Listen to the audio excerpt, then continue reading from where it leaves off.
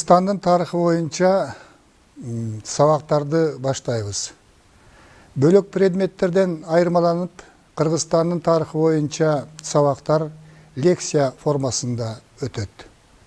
Бул сабактар мектептин окуучуларына, студенттерге, жалпы эле Кыргызстандын тарыхына кызыккан адамдарга арналат.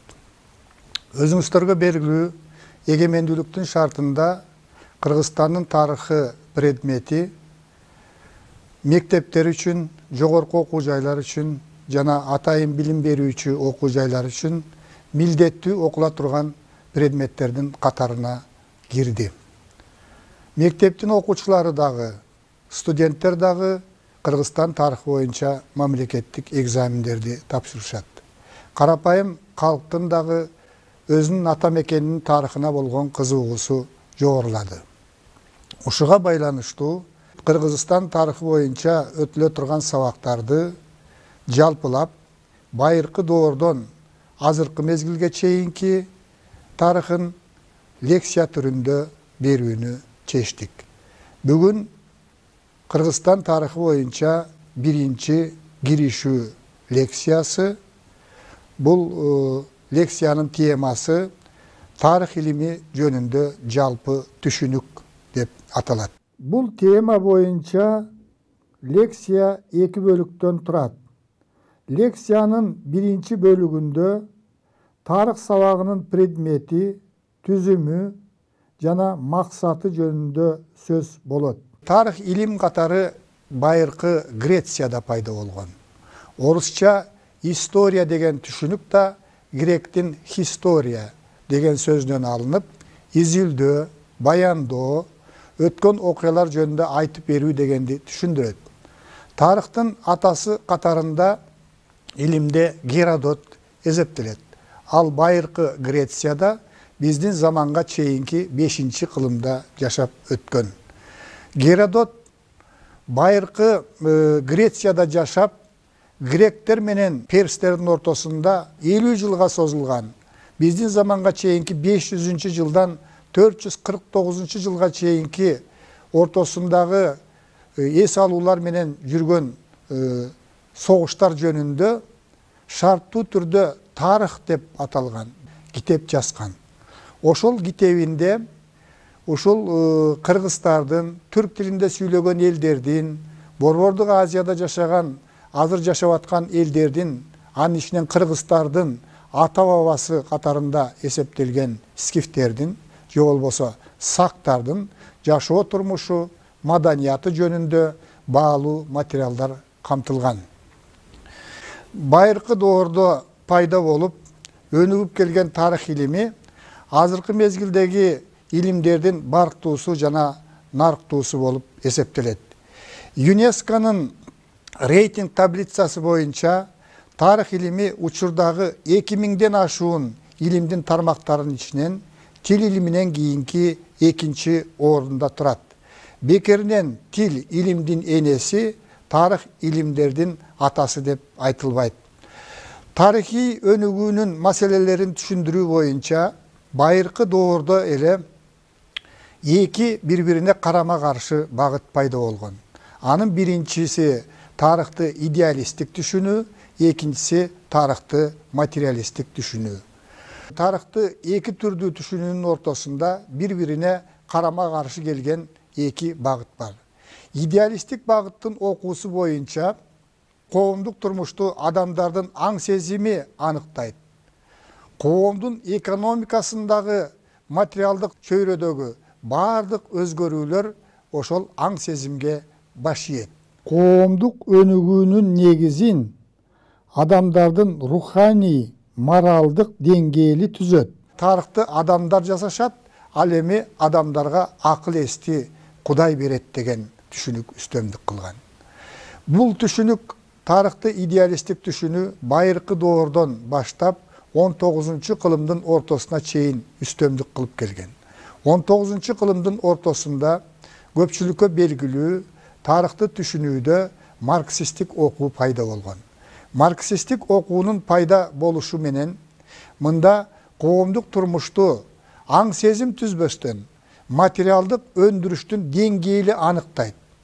Коомдук аң сезим экономикадагы материалдык чөйрөдөгү өзгөрүүлөргө байланыштуу болот. Акыл, эс, билим жана илим материалдык чөйрөгө ылайык калыптанып өнүгөт. Мындай тактап айтканда 19-кылымдын ортосунан баштап коомдун өнүгүшүн, адамдардын тарыхынын өнүгүшүндө материалдык өндүрүш биринчи орунда турат деген идея калыптанып, ушул тарых илиминде өнүгө баштаган.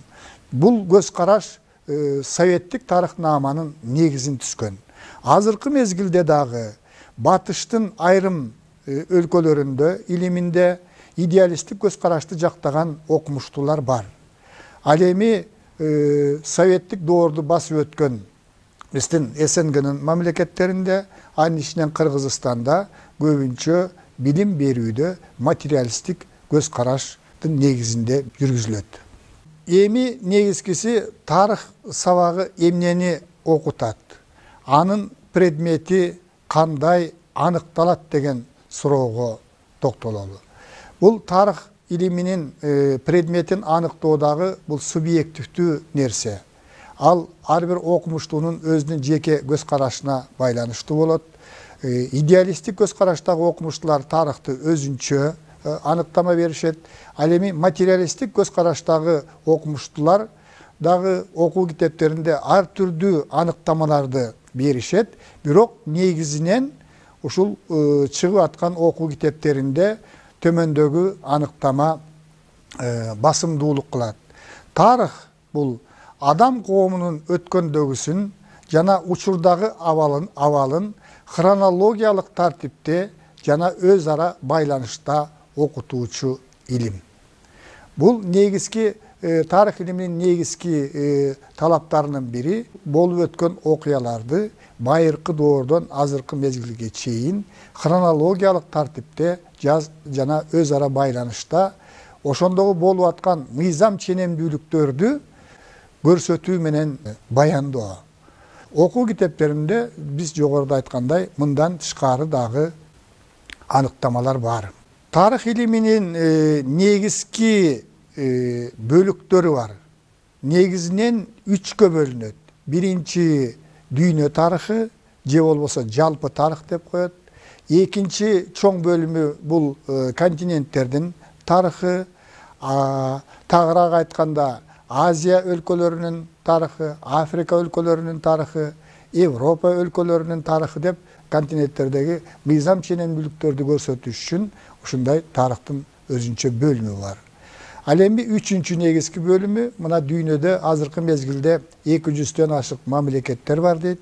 Мына ошол 200дөн ашык мамлекетте ар бир мамлекет өзүнүн тарыхын изилдеп, өзүнүн тарыхын өзүнүн окуучуларына үйрөтөт. Анын ичинде мисалы Кыргызстандын тарыхы, Казакстандын тарыхы, же болбосо Россия Федерациясынын тарыхы. Аты айтып тургандай, дүйнө тарыхы жер шарындагы адам коомунун байыркы доордон азыркы мезгилге чейинки өнүгүшүн хронологиялык тартипте өз ара байланышта окутуучу илим. Биздин Кыргызстандын мектептеринде, тарых факультеттеринде бул дүйнө тарыхы дагы милдеттүү предмет катарында окулат. Тарых факультеттери континенттердин тарыхындагы өзүнчө предмет катарында окушат. Ал эми ар бир өлкөнүн тарыхы бул ар бир мамлекеттин окуу жайларында милдеттүү түрдө окула турган илим. Жогорудагы аныктамаларга таянып, Кыргызстандын тарыхына дагы аныктама берсек болот. Окуу китептеринде Кыргызстандын тарыхына дагы ар түрдүү аныктамалар берилет, бирок негизи бирдей. Негизинен окуу китептеринде Кыргызстандын тарыхы төмөндөгүдөй аныкталат. Кыргызстан тарыхы ата мекенибиз Кыргызстандын аймагында байыркы доордон азыркы мезгилге чейин болуп өткөн окуяларды, кыргыз этносунун, кыргыз мамлекетинин калыптанып өнүгүшүнүн негизги баскычтарын, тарыхый инсандардын ишмердигин окутуучу илим. Тарых илими негизинен 2 бөлүктөн турат.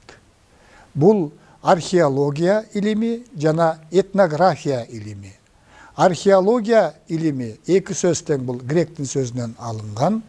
Arxeologiya qoomdun tarixin, adamdardın yaşoo turmuşundan kalgan materialдык estelikler, emgek kuralları, turak jay, görüstөndөрү, tirичилик buyumdары, asem koozduklar jana başkalar arkылуу izilдөөчү ilim.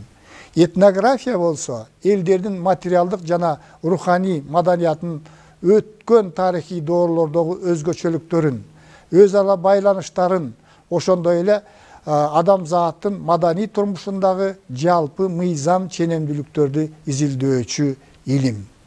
Tarih ilimine bir top gömökçü ilimler jardam beret. Birincisi хронология, бұл жыл саноо системасын изилдейт. Кыргызстардын дагы байыркы доордо эле ушул жыл саноо системасы калыптанган.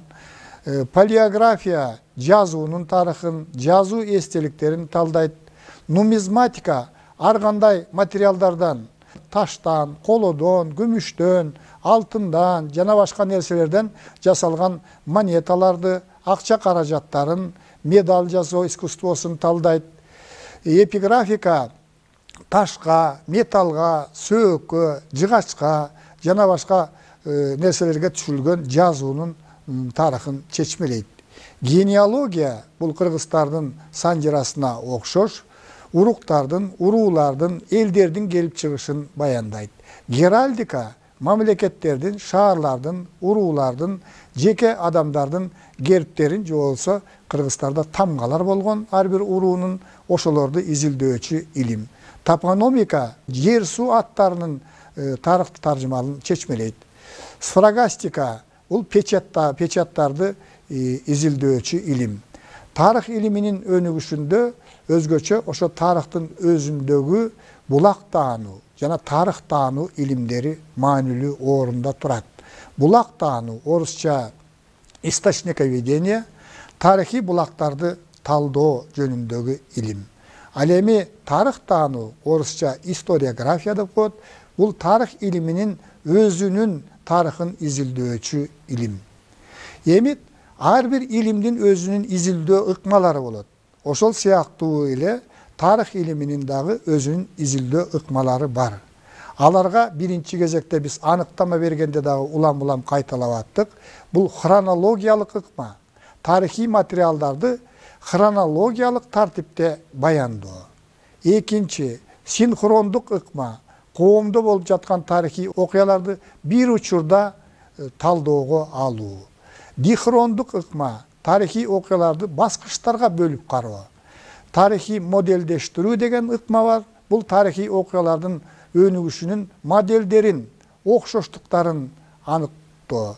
Ал эми статистикалык ыкма деген бул тарыхтагы сандык өзгөчөлүктөргө таянуу. Тарихи таанып билүүнүн принциптери бар. Ал принциптерине төмөндөгүлөр кирет. Негизги принциби бул тарихи тактык, аргументтер менен фактыларды конкреттүү тарихи кырдаалга ылайык, өз ара байланыштагы фактылар аркылуу талдоо. Объективдүүлүк бул тарыхтын эң негизги принциптеринин бири, ал ар бир тарихи окуяны ар тараптуу, андагы карама каршылыктарды, оң жана терс жактарын, күнгөйү менен тескейин салыштырып кылдат изилдөө.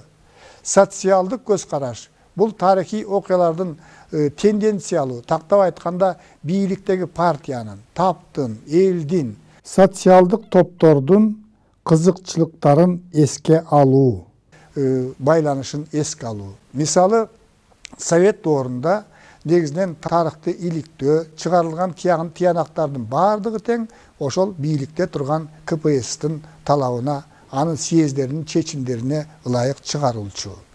Андан тышкары альтернативдүүлүк деген принцип бар.